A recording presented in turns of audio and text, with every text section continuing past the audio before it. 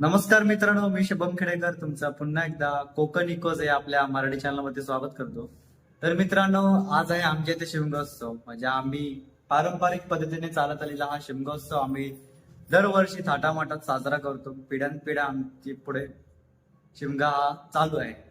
तर आज special attraction असं आहे की पारंपरिक पद्धतीने चालत आलेले ढोल पथक खास करून रत्नागिरीतले आहेत, ते तुम्हाला आज व्हिडिओच्या माध्यमातून दाखवणार आहे.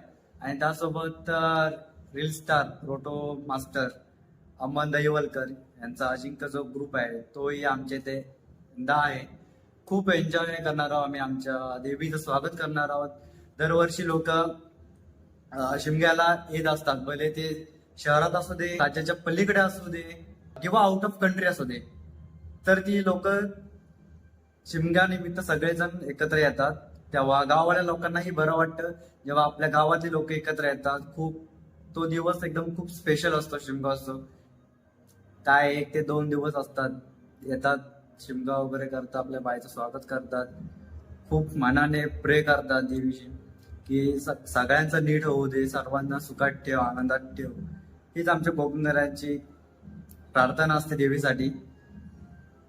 तर चला मग जाऊया आपण आता देवीचं स्वागत करूया.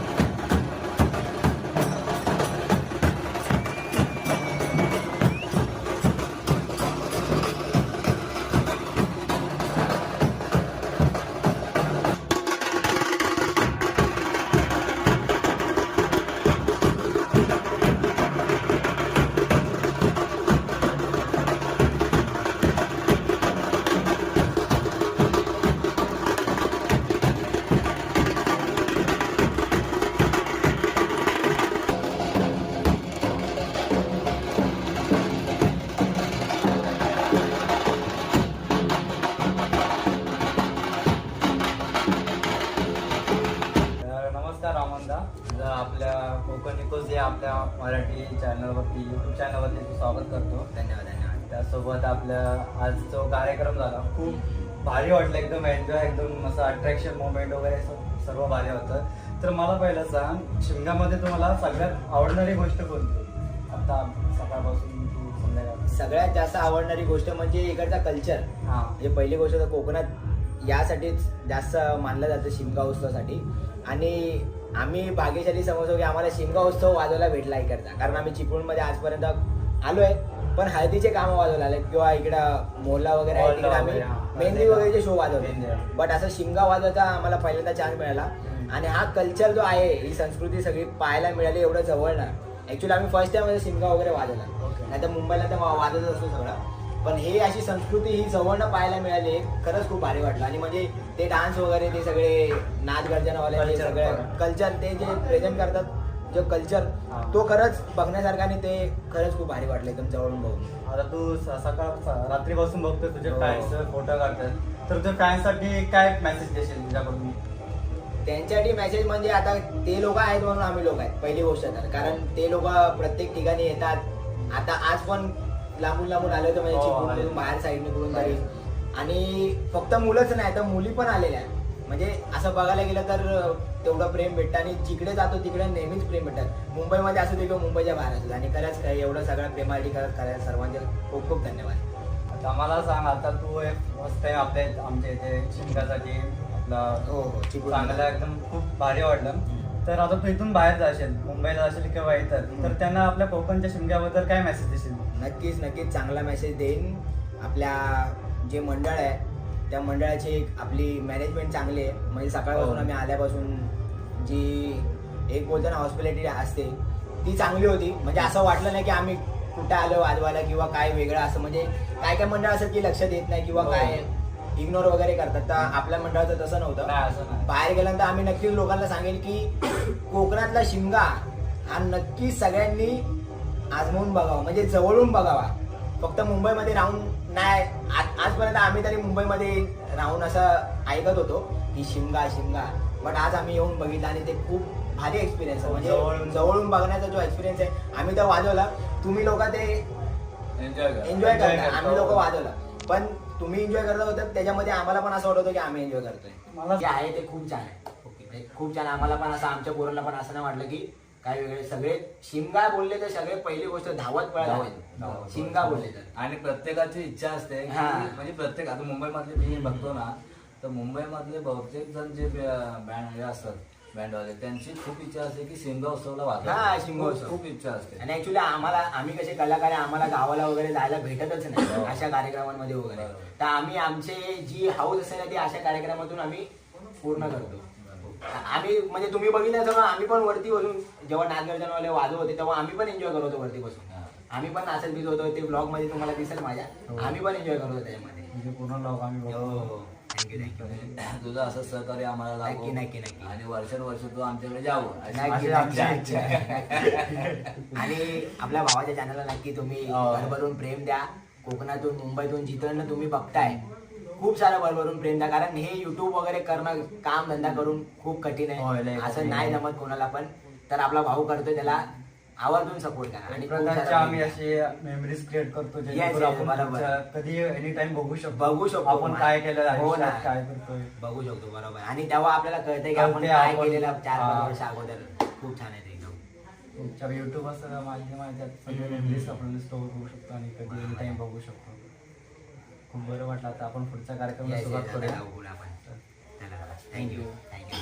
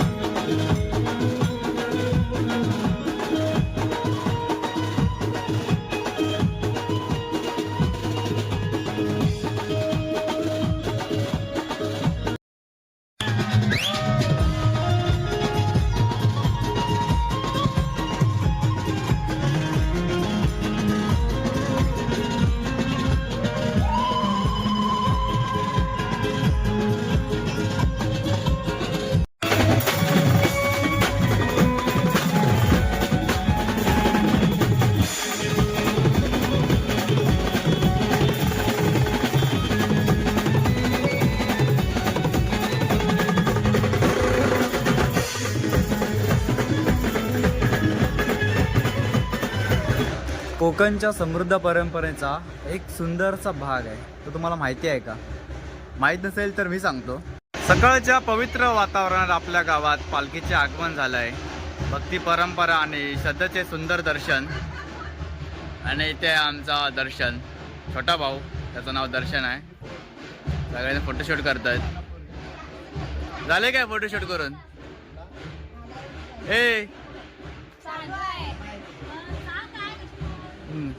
रील्स करायच्या पण रील काय कशी करायचे ते सुचत नाही. तुम्ही पाहू शकता कोकणातील आमचं सकाळचं वातावरण आहे.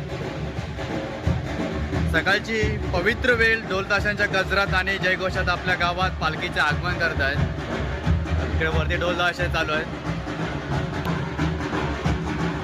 वातावरण पहा ना एकदम कसं एकदम पवित्र छान. तर आता पालखी आहे अनायकाच्या घरी. तेव्हा तिकडे फोटोशूट चालू आहे. गेले गेले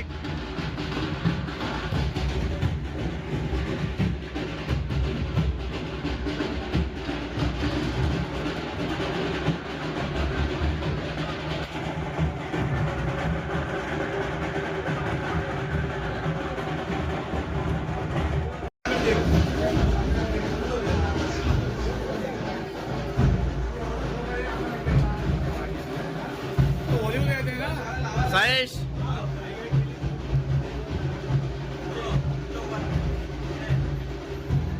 आवाज